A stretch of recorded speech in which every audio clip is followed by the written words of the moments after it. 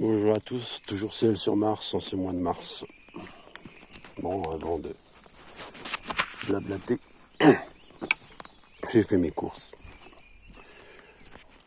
Je préfère des petits pissenlits à des gros pissenlits, parce que je préfère la qualité à la quantité. Donc, recommençons. Faut que ça rentre. Faut que ça rentre dans vos têtes, dans vos esprits. Le changement, c'est maintenant, il est en marche, c'est la renaissance, la reconquête, le rassemblement.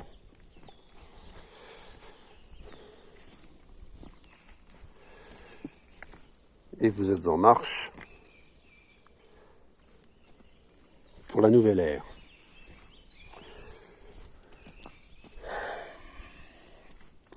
Le grand remplacement. Alors, parlons-en du grand remplacement. Rien à voir avec le remplacement des Français par d'autres peuples dans leur propre pays, même si, comme ce qui est en haut est comme ce qui est en bas, et que ce qui est en bas est comme ce qui est en haut, les choses se font ainsi. Mais souvenez-vous qu'au retour du Christ, les 12 tribus entreront dans Jérusalem. Bon, je vous ai déjà dit que Israël n'est pas un pays, Jérusalem n'est pas une ville, et le quartier du Temple n'est pas le quartier d'une ville. Enfin, n'est plus. Israël, c'est l'ensemble de la terre. C'est la terre. Jérusalem, la nouvelle Jérusalem, plus exactement, n'est pas une ville. Ce n'est pas la ville historique de Jérusalem. Mais c'est un pays. Et ce pays, c'est la France. Je l'ai déjà dit, je le répète. La France étant l'hexagone étant l'étoile, le bouclier de Salomon étant également l'étoile de David. La France nomme bien l'hexagone.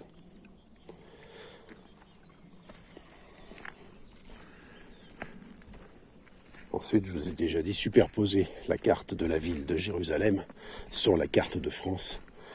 Et vous constaterez que ces deux cartes se superposent. Et observez là, grossièrement bien entendu, les choses ne sont pas précises, là où se trouve le quartier du temple de la ville de Jérusalem. Elle touche pile une région. Une région et plus exactement un vieux pays, le plus vieux pays d'Europe, qu'est Savoie.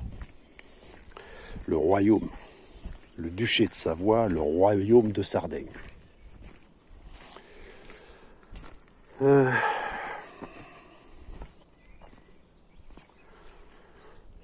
Il y avait une prophétie d'ailleurs concernant un sarde. C'est dans Nostradamus d'ailleurs. C'est Nostradamus qui en parle, je crois, de mémoire. Où il parle du sarde, au temps du sarde. Bref, quelque chose comme ça. C'est vieux, je suis tombé dessus il y a très longtemps, en arrière. Ouais, il y en a des beaux là encore. Trop point d'info.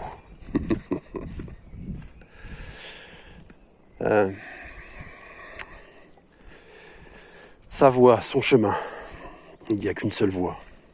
Contrairement à ce que l'on essaie de faire croire, je vous ai déjà dit que la République était le principe politique de Satan, du diable.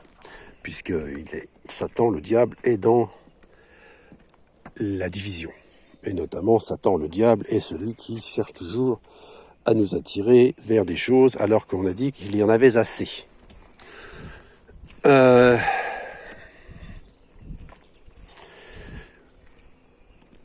Donc j'ai déjà dit, la République est le principe politique de Satan, du diable, puisque le diable est le grand diviseur et il est le seigneur de ce monde. Le seigneur qui égorge, bien sûr. Et pas un maître, mais pas le maître, dans le sens où Dieu est maître, est un maître, est un enseignant, et Dieu enseigne. C'est lui qui vous enseigne tout. La musique, les mathématiques, le chant, la danse. Tout cela vient de Dieu.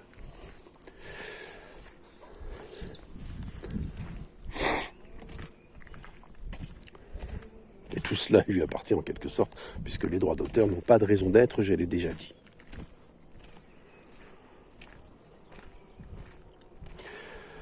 Et donc, ce grand diviseur qui divise donc cet État, ce plus vieil État européen qu'est la Savoie, et pas les Savoies, pas les deux Savoies, comme le disent si bien Evelyne Delia aux informations météorologiques, ainsi que les journaux télévisés, en règle générale.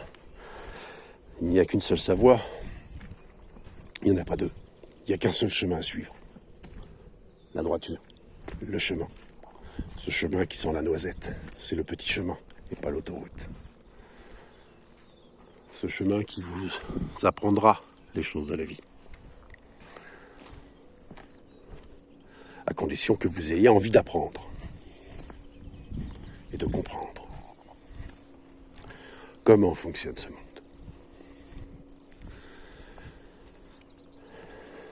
Donc ce grand diviseur. Revenons-en donc à ce grand remplacement. Donc, c'est le rassemblement, la reconquête.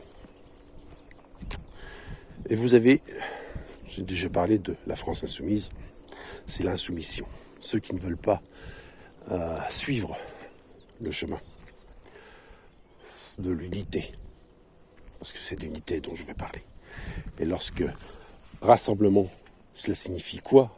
Le rassemblement, c'est l'unité, c'est le chemin vers l'unité, le rassemblement. Et c'est la reconquête parce que Dieu, je l'ai déjà dit, à la fin, je reviendrai chasser le Seigneur de ce monde. Je reviendrai chasser le Seigneur de ce monde. C'est donc une reconquête pour l'unité, la réunification. D'ailleurs, il y a eu la réunification de l'Allemagne. Il y a beaucoup d'États qui ont été réunifiés. Il manquerait. Ce serait pas un mal que la Corée, par exemple, soit réunifiée. C'est autre chose. Mais toujours l'unité. L'unité du peuple. J'ai déjà dit également que c'est pas Dieu qui a détruit la tour de Babel, qui est une ziggourate, qui est un lieu de prière vers lequel on s'élève vers Dieu. Dieu n'a jamais mené les hommes, enfin n'a jamais... comment dire ? Non, c'est pas ça, c'est pas de cette façon que je dois le dire. Dieu, pourquoi Dieu détruirait-il un bâtiment, un monument que les hommes ont construit pour s'élever vers lui ? C'est la montagne. La montagne, c'est une ziggourate, en quelque sorte. La montagne, c'est le symbole de l'élévation vers Dieu. C'est la victoire de la montagne. La montagne a toujours protégé les hommes et ceux qui l'aiment, notamment. Regardez, en Savoie, par exemple, la Savoie, là où on parle encore le savoyard, le savoisien, puisque c'est ainsi que les habitants de Savoie se nomment,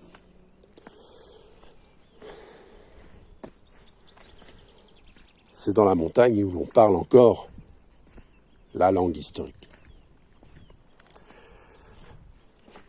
La Corse, qui est une montagne, mais c'est dans la montagne et pas sur les rivages, où l'on parle encore le corse historique. C'est toujours dans la montagne. À Kabylie, c'est là-bas que l'on parle encore la langue historique du pays, qui, je le répète, n'est pas l'arabe. Azul.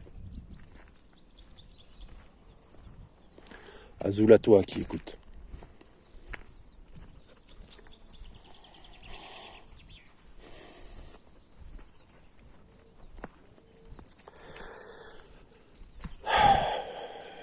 Donc le grand remplacement, c'est pas une question d'ethnie.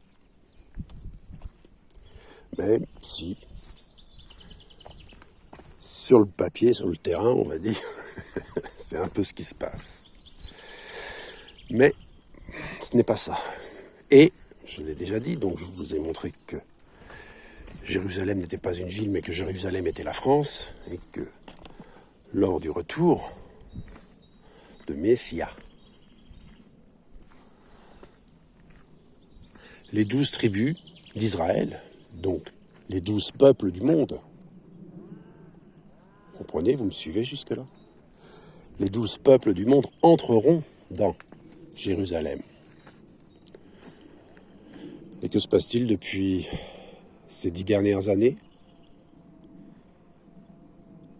Les migrants qui entrent en France. Et les migrants représentent les 12 tribus d'Israël. Les 12 peuples. D'ailleurs, il n'y a que la France qui,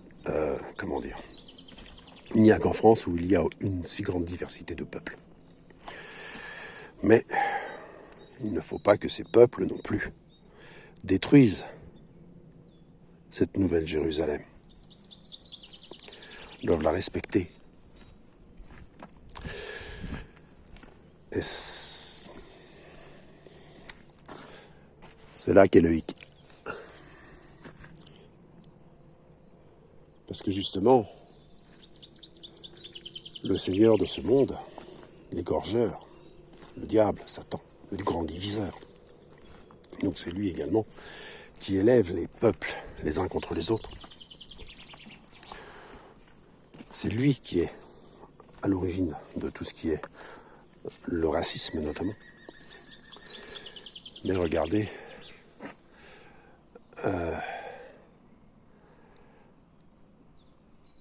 au final, le racisme,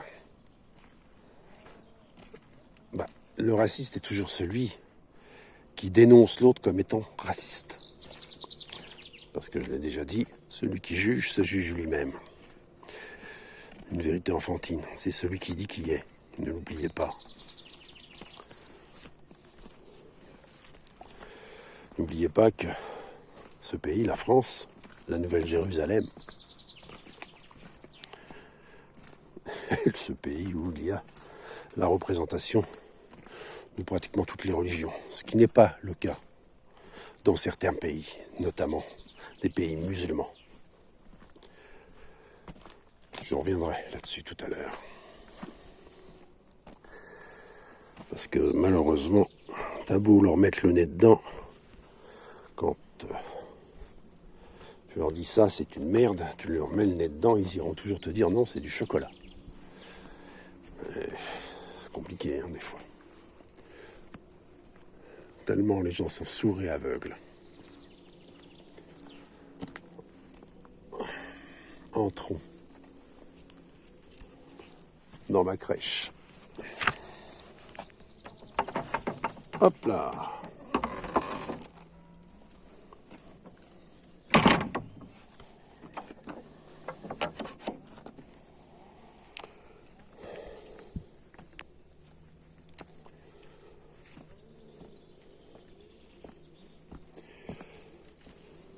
Donc,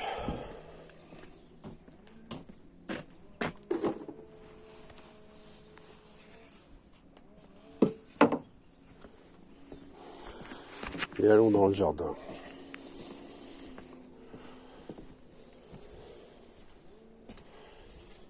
Donc,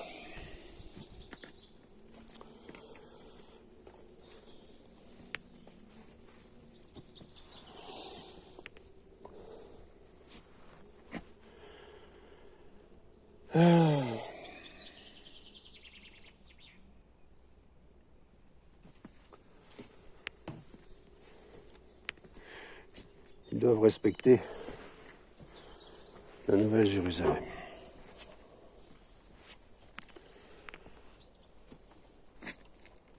Maintenant, je disais que cette France, cette Nouvelle Jérusalem, est l'endroit où il y a le plus de religions représentées. Tout comme Jérusalem. Vous avez les chrétiens, vous avez les musulmans, vous avez les hébreux. Dans la Nouvelle Jérusalem, c'est pareil. Par contre, c'est dans les pays musulmans où justement il y a ce problème où l'on ne tolère pas les autres foi. Pourquoi ? Je le répète, l'islam, d'abord, c'est basé sur le christianisme et sur les Hébreux. L'islam, le Coran, ne fait que reprendre la Bible. Et elle le tourne à son avantage. C'est-à-dire que Mahomet, Mohammed, celui qui est digne de louange, n'est pas un prophète, je l'ai déjà dit, je le répète et je le maintiens. Il n'est pas un prophète parce que Dieu n'a jamais envoyé de marchands, de commerçants, ni de guerriers pour prêcher sa parole, pour parler de lui. Non pas prêcher sa parole parce que c'est pas la parole de Dieu. Dieu n'est pas une parole parce que Dieu n'est pas ni un religieux, ni une religion.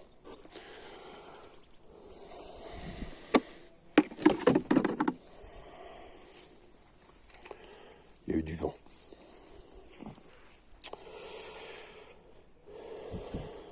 Dieu n'est ni un religieux, ni une religion, ne l'oubliez pas. Et Dieu n'a jamais envoyé aucun prophète faire la guerre en son nom. N'oubliez pas cela. Dieu n'envoie jamais d'homme faire la guerre en son nom.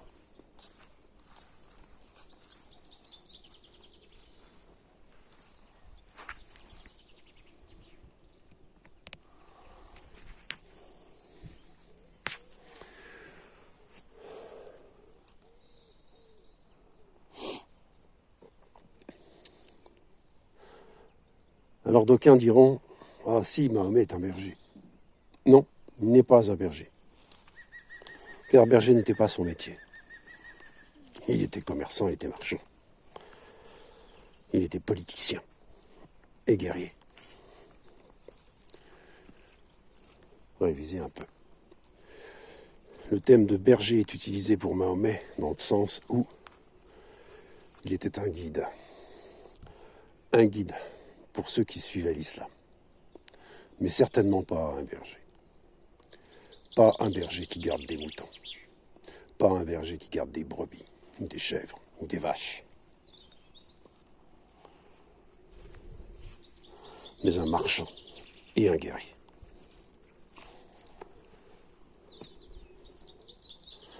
Un berger observe.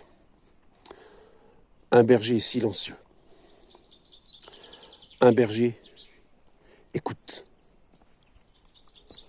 Un berger voit ce qui va et ce qui ne va pas. Parce que un troupeau ne parle pas, ne s'exprime pas. Et un berger donc est avant tout quelqu'un de silencieux et d'observateur. Il voit, il repère les signes. Et en fonction des signes, il fait ce qui est à faire sur le troupeau. Une brebis malade ne dira jamais « Oh, je suis malade !» Non, c'est au berger de le voir. Bref. Donc Mahomet, non, je suis désolé. Mais Mahomet n'est pas un prophète. Il ne l'a jamais été. Il est un usurpateur qui a profité d'une occasion pour sa gloire.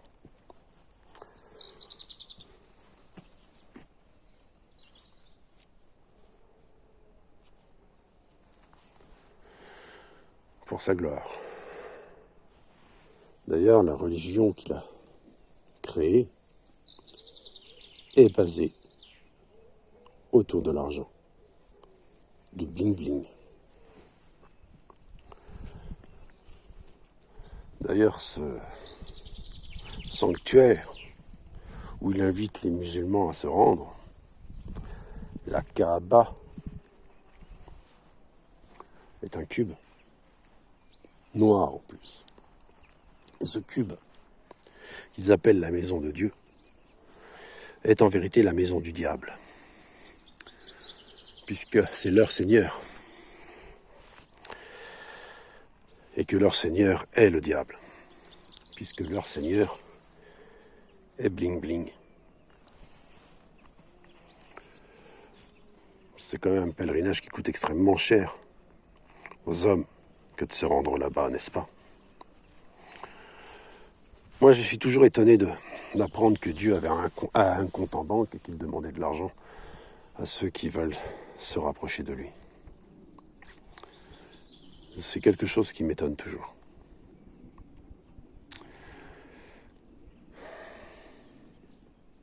Mais qu'est-ce qu'il en fait de cet argent? Parce qu'il en demande beaucoup d'argent. Encore et encore, donnez, donnez, donnez-moi, donnez, donnez, donnez-moi, donnez, donnez, donnez-moi, Dieu vous le rendra. À la bonne idée. À la bonne idée.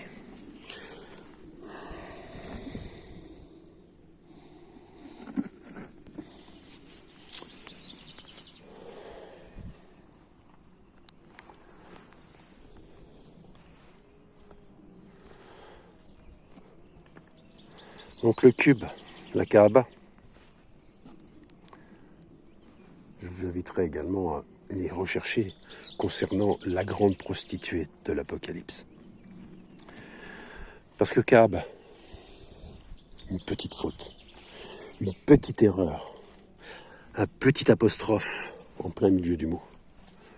Kaaba, Kaab signifie fille de joie, une prostituée.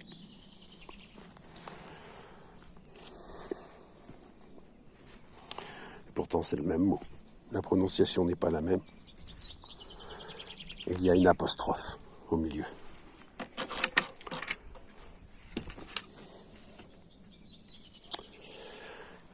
Mes petits pieds de tomates ont survécu au froid de la nuit.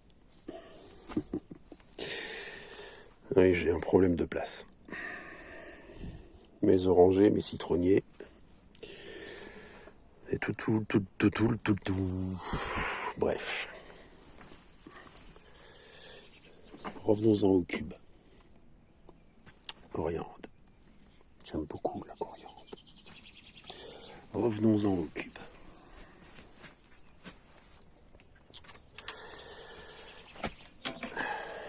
Le cube est le symbole, je le répète, du pouvoir matériel, du matérialisme. D'ailleurs, tout dans ce monde actuel est représenté par un cube. Colissimo, le logo, c'est un cube. N'est-ce pas? C'est un colis. C'est un cube. Parce que c'est matériel. DPD, c'est un cube.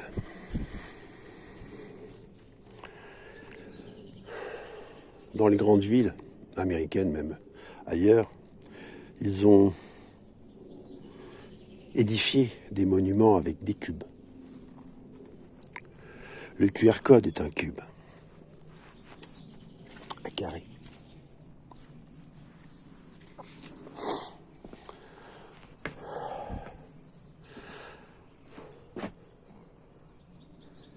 Contrairement au cercle qui, lui, est le symbole de Dieu, de l'éternel, de la lumière. Le soleil est une sphère, c'est pas un cube. Maintenant, ils essaient même de transformer la lumière en cube, en faisant des phares de voiture de forme carrée. Parce que c'est ce qui leur incombe le plus. c'est de forcer leur résistance, de résister à maintenir leur pouvoir dans ce monde.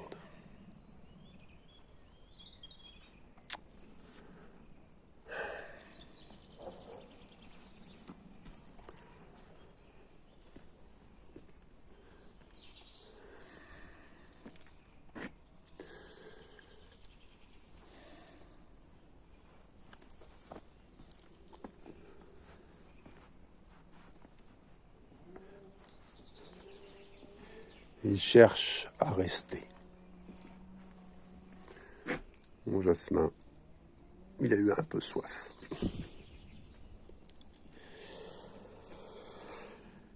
Ouais. De l'immortel, celle-ci est marocaine.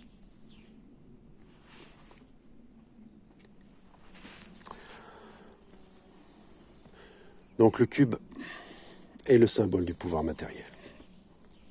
Et la maison du diable. Concernant la Kaaba,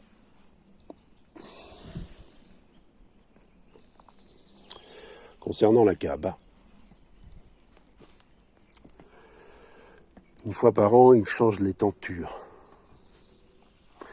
dans une grande procession. Cette grande procession tourne en spirale autour de ce cube.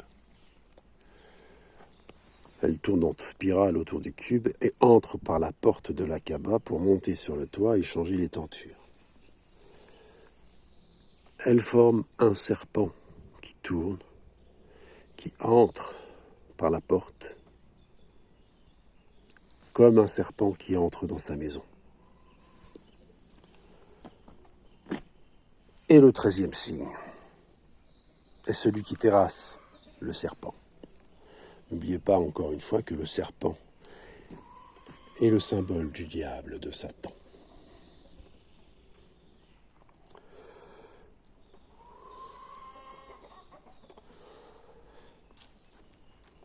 Alors, je vous ai déjà dit qu'il n'y avait personne à convertir.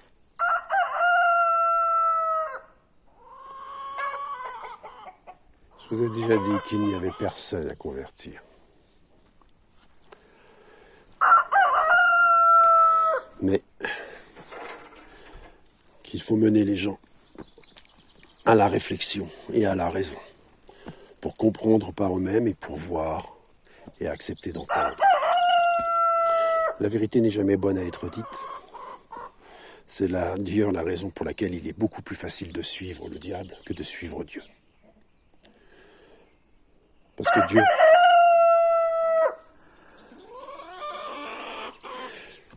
La vie n'est pas facile. C'est un apprentissage. Et le diable vous propose toujours tous les plaisirs. Le chocolat du dessert.